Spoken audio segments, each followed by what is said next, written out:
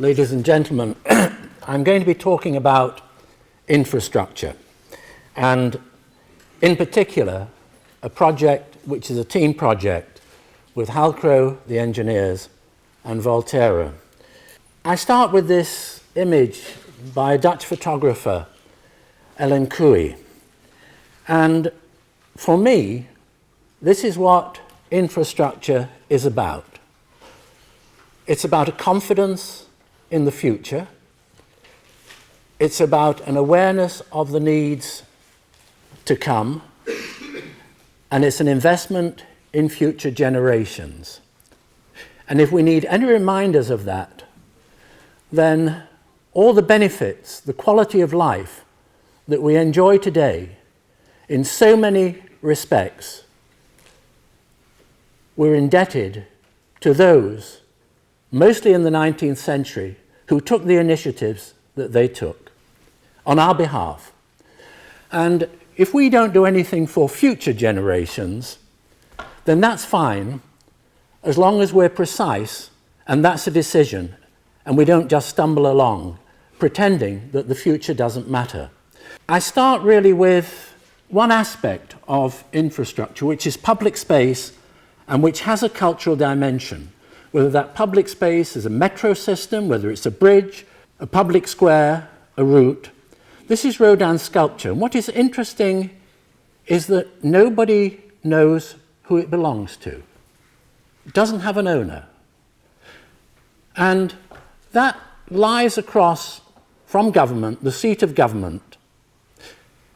It's a very important work of art, rather like in Victoria Gardens, on the opposite side, this extraordinary Henry Moore, which also doesn't belong to anybody. It was gifted to the nation in 1967 by Henry Moore. It became the subject of some changes of ministries, of agencies, and since 2001, everybody has denied knowledge of it. In one way or another, they all say, it's not ours. And it's not ours because it's desperately in need of maintenance. And nobody really wants to take responsibility for it. And that cultural dimension, as I'll try to weave through historically, is a very important dimension in our lives, whether we're aware of it or not. Appearances matter. I believe that passionately. These are the people to whom it doesn't belong. And in a way, it magnifies some of the problems of the environment at the macro scale, because this is one aspect of it at the micro scale. And the appearance of that building, of that sculpture, has been transformed by changes to the infrastructure, resulting from security, and in a way the appearance, there is, interestingly, as I'll try to demonstrate, there is really no focus on responsibility for the appearance, for that dimension, whether you call it the civic dimension or whether you call it the beauty, the poetry, whatever it is that transforms the utilitarian. And that's interesting because there's a very strong national tradition of the civic dimension related to heroic works of infrastructure, investments in future generations still to come, for needs which are not known at the time. What are the problems that we suffer as a nation at the moment? We have fantastic ports, but it's very difficult to move the goods which arrive and depart in the body of the physical infrastructure of the nation. The roads are blocked, congested, reaching saturation point. The railway, the transportation systems are creaking, they're at saturation. We have known infrastructure to come. We have generations of power stations which are running down, early generations of nuclear which have a finite, very, very short life. We have 1,000 pylons, 300 miles, 500 kilometers of transmission wires to race across the country. These are known. We also have the needs to bring broadband access to level, to equalize the poorer north with higher unemployment, which is running at nearly twice the unemployment rate in the south. We have a desperate, impinging housing shortage in the southeast. And we have an airport which was once a vital hub and is now being overtaken and running to the end of its life as a hub. It has a vital role to continue to play in terms of the potential to transform to another hub. But it's reached a point where really the Band-Aid solutions are ceasing to work. If we look at Heathrow, it's one of the very, very few airports in the world which is overflown by its final approach over a city of some 5 million people in terms of noise and pollution and, more than anything else, of risk. It's interesting to compare the number of people who are exposed to risk and noise compared with other European hubs. Hubs which are emerging and which have the potential to grow as hubs, whilst Heathrow wanes as a hub and in many respects has already been overtaken. And statistically, you could argue that Heathrow, in that sense, and the London over which the aircraft overfly, is a statistic waiting to happen.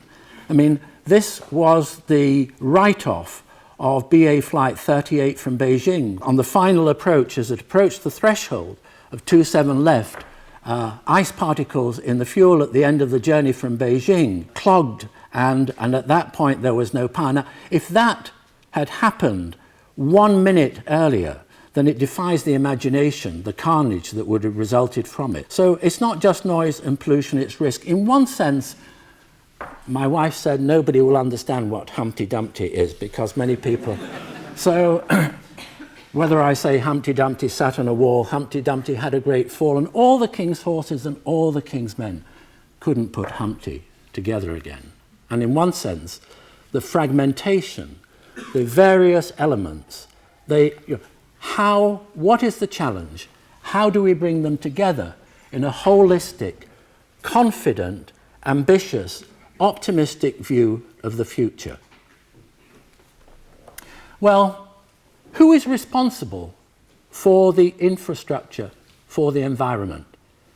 In a way, it's divided. That's not unusual. It's shared between different departments, ministerial departments, and then, of course, there are the non-cabinet departments, and surrounding it are those executive agencies. So it's diffuse. Now, there is hope in the sense that the Treasury has been given the initiative to coordinate infrastructure, and in that sense have prepared a national infrastructure plan for 2010. 2011 is waiting. But there is one missing significant omission from that report, and it's aviation.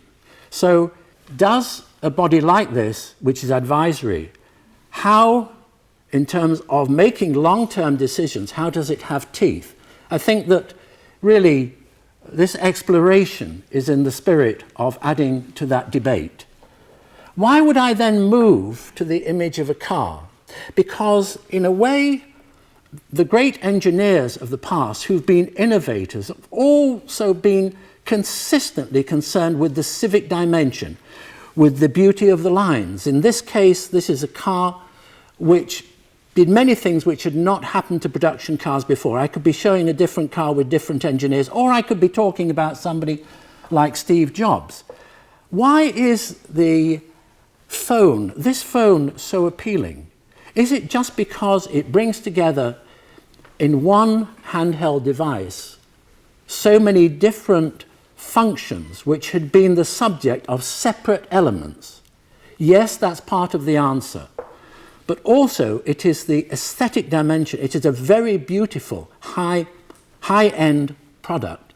And it has an incredible universal appeal. And that is because of its aesthetic dimension. That's a personal view, of course.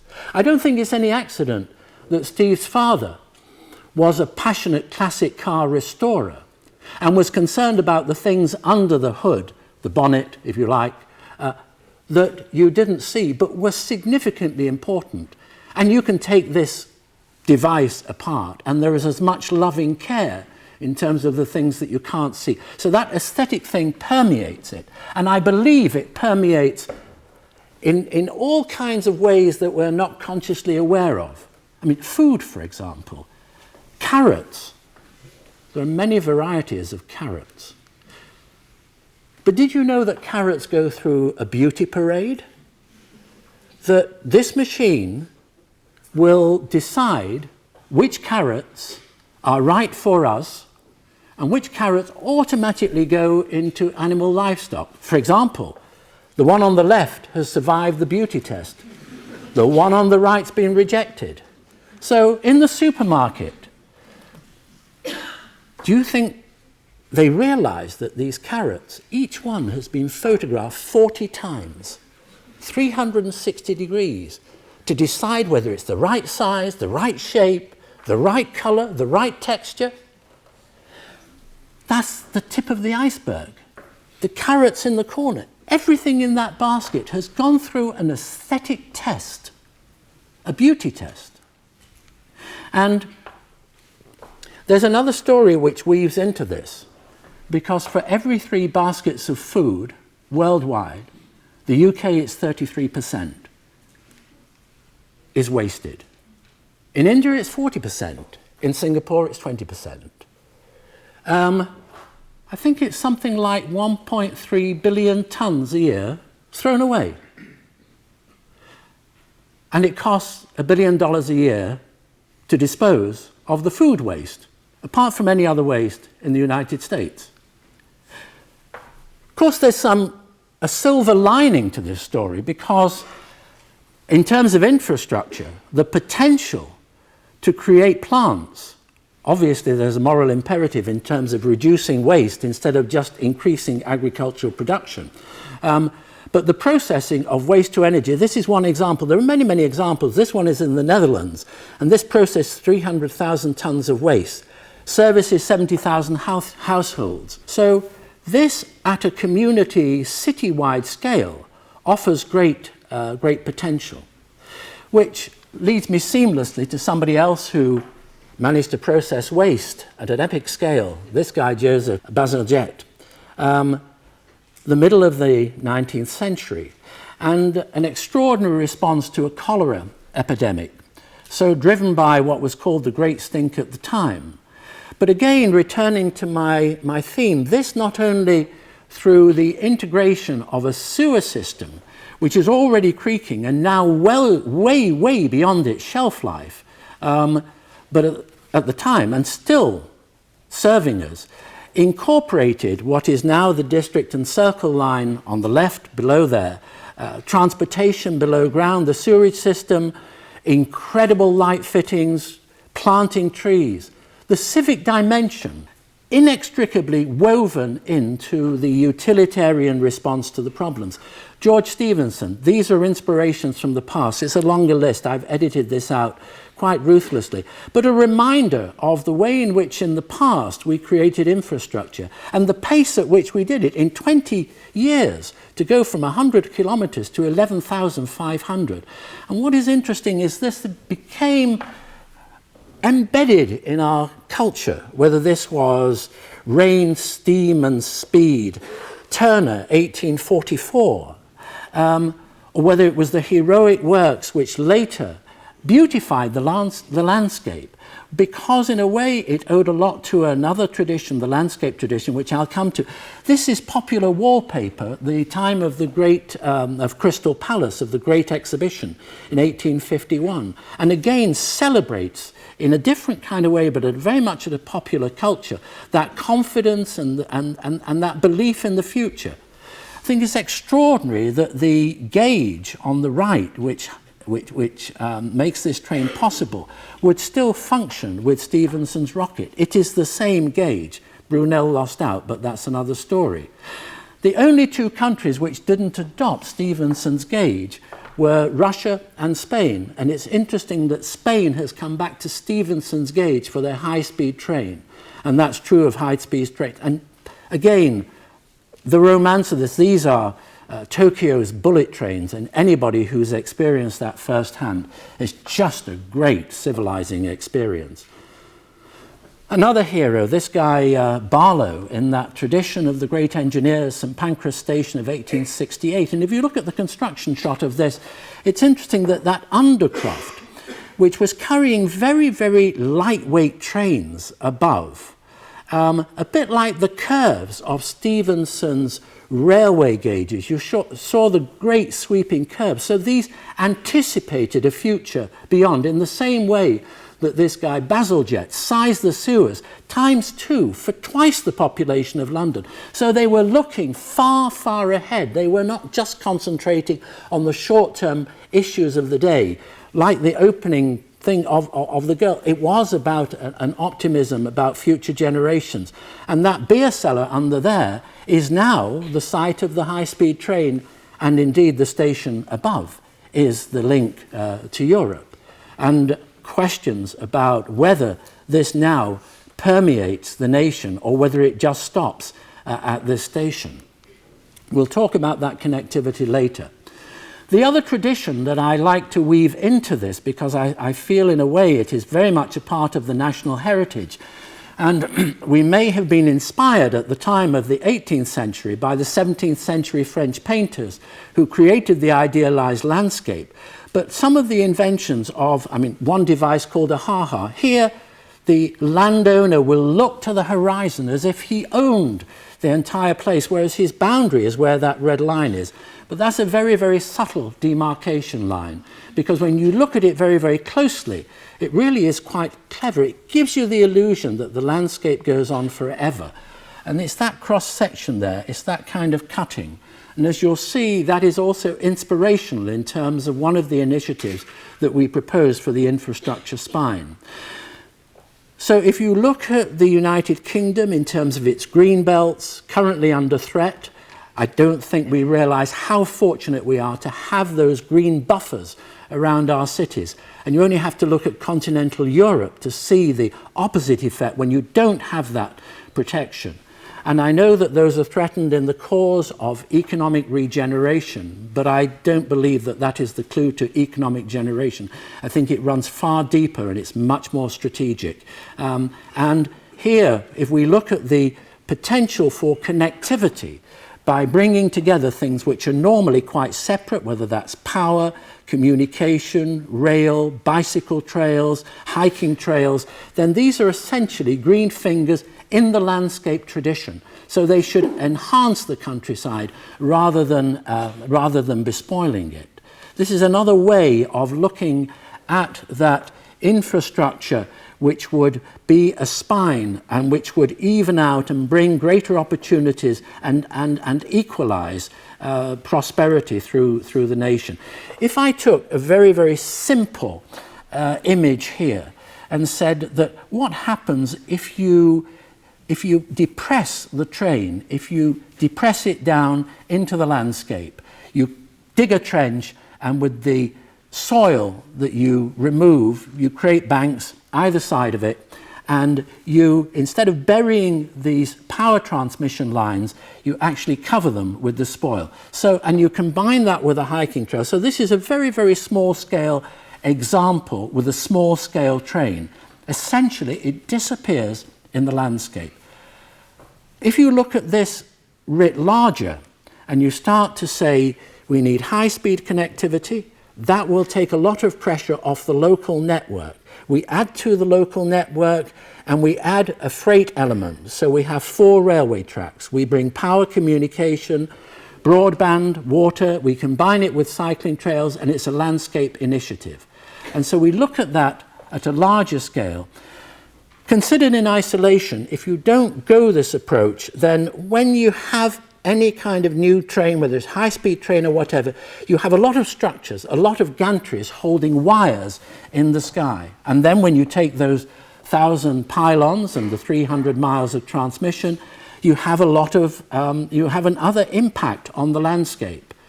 But what happens if you bring those together in this initiative and you create this depression, and at this particular point you make all the transitions across that much easier? a bridge becomes a part of the landscape, less of an imposition. And so you could combine this with green routes, with cycle routes. So it has this landscaping, the equivalent of the civic dimension. It gives something back. In especially sensitive areas, it would be totally tunneled. It would be a series of tunnels below the ground. So there are a mixture of modes as this moves north-south across the country. And then to really liberate the potential for the United Kingdom as a freight centre to take advantage of shipping trades and to take away some of the pressure for containers. Something like 80% of containers are transported by road, only 20% by rail. If we looked at the way in which you could siphon off some of that 80% and put it into this spine, then you would be equalizing 50-50. So you take a lot of pressure off the road system, give it greater capacity, and resist the short-term urge to add more and more and more roads, because they'd just be better utilized. It would be a better balance. This is showing the importance of bypassing London. There's a paradox here. To do London a great favor, you need to avoid it.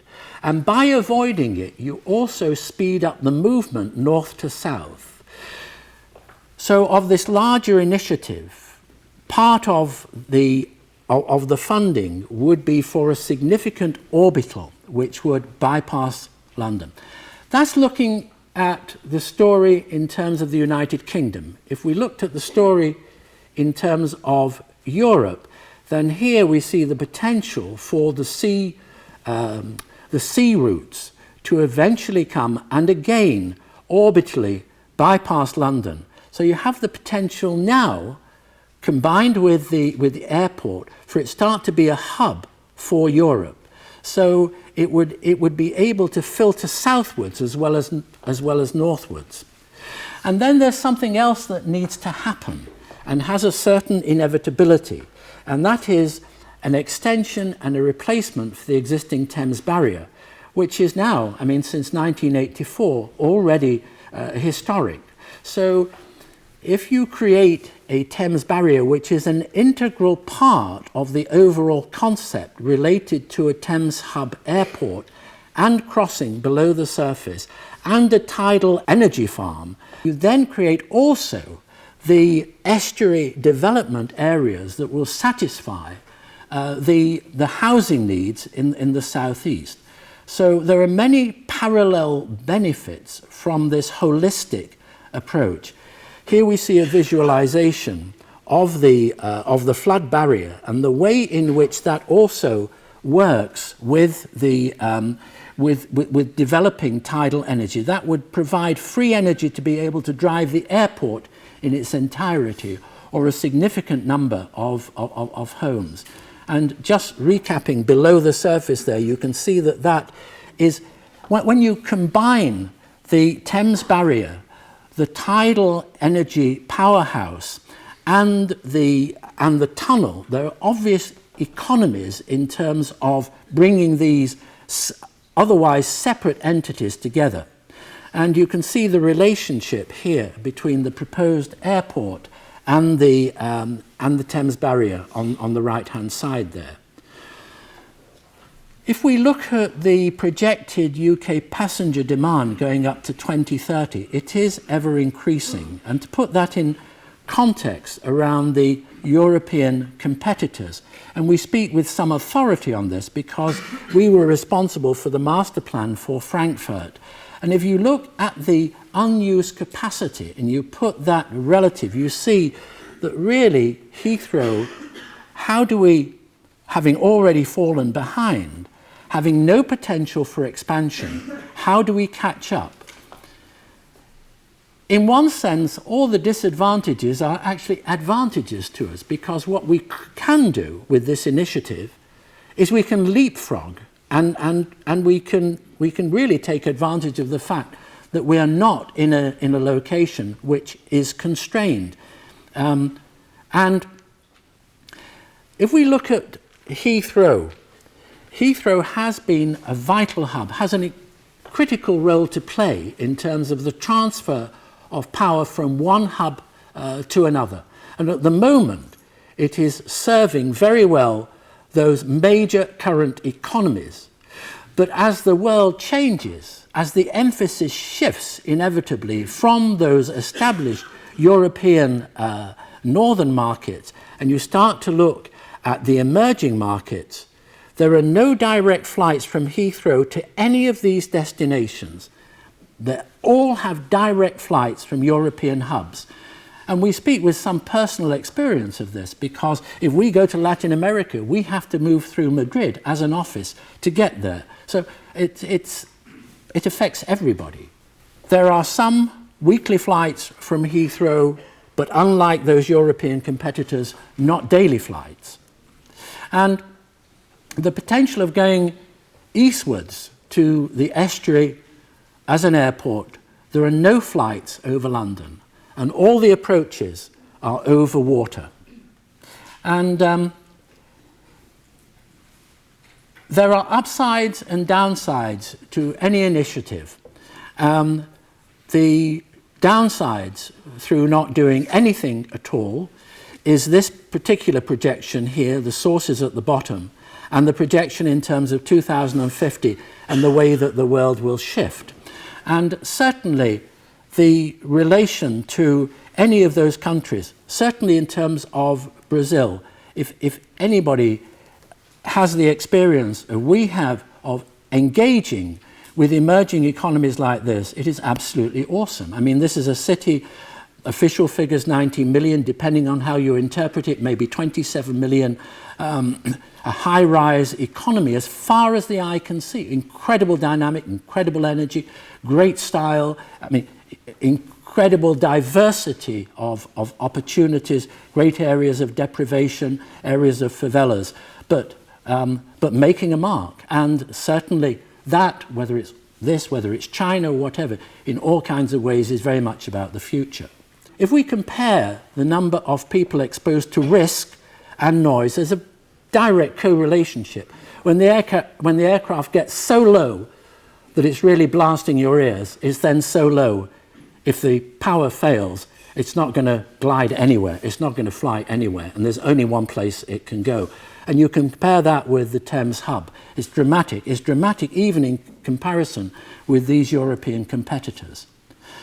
If we look a little more closely at the location in question, it is a mixture of rural, it's a mixture of urban, and very, very much looming in the background is always the industrial complex. It is, in terms of density, one of the least dense areas in the United Kingdom. It is also an area of high deprivation, as these two charts show here.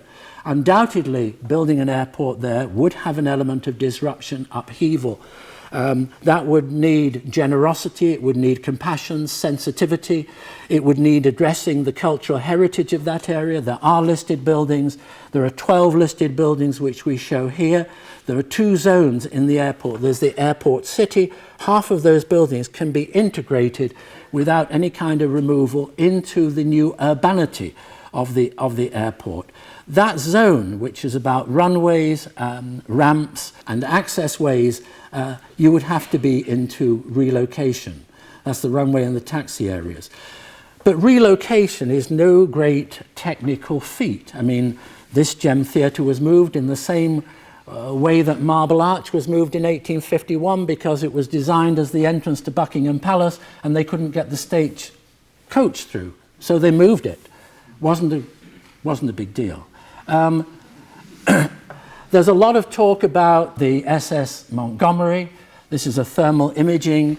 The reality is that SS Montgomery is stable. If you don't touch it with construction work, it's probably the ideal environment for half the munitions tonnage that went down in 1944. It can't be too much of a hazard because it is physically next, despite the exclusion zone, it's physically next to one of the busiest shipping lanes in the world. So it's not a big deal. Then there's the birds. And we lose 20 kilometres of bird habitat. And what we propose is to create 3 times that area as an extension of the landmass here, as a new nature reserve, which I think will make the birds very happy. There are precedents. There's Wallasey Island, which was created from all the soil that was excavated to make way for Crossrail. It's a very beautiful area. It's totally new. Didn't exist a few years ago. And it's a result of this process. Digging out the earth, putting it somewhere else. If you really want to put an endeavour like this into context, then, there's the bird strike. Bird strikes are, you move most of the birds away, so that reduces the problem. Traditionally, the bird strike zone is a box which is related to these runways, about 14 kilometres long, 5 kilometres wide, and nearly 1 kilometre high. There's an established technology of devices which frighten birds away. And there is a new technology which will probably be enforced by the time this airport would come online, which is embedded in the aircraft and which moves the birds aside electronically through transmissions. That's in an incubating period at the moment. But the reality is that JFK, that Boston, San Diego, airports all over the world have environments which are frequented and shared with birds. And the statistics are that one fatal accident in over 1,000 million, in other words, 1 billion flying hours, and every airport has a similar problem, and that won't go away. It's a constant around the world. This was if you like, the last flight into Kai Tak in 1998, Hong Kong's airport, which, like Heathrow, was essentially virtually buried in the urban fabric. And that airport, which we saw from its very beginning and lived with, there's no land for a new airport. So they created it. They chopped down a mountain, literally, and spread it around, got the biggest dredging fleet in the world, bought soil from elsewhere, and created an area which is about the same size as Heathrow or major airport.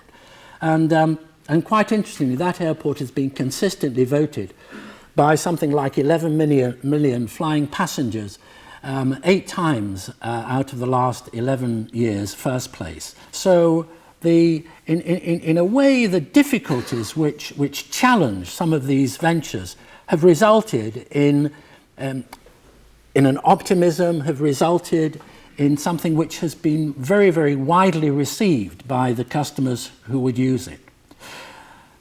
Again, this was I remember this move so well. This was an overnight move. Kai Tak went overnight to Chek Lap Kok.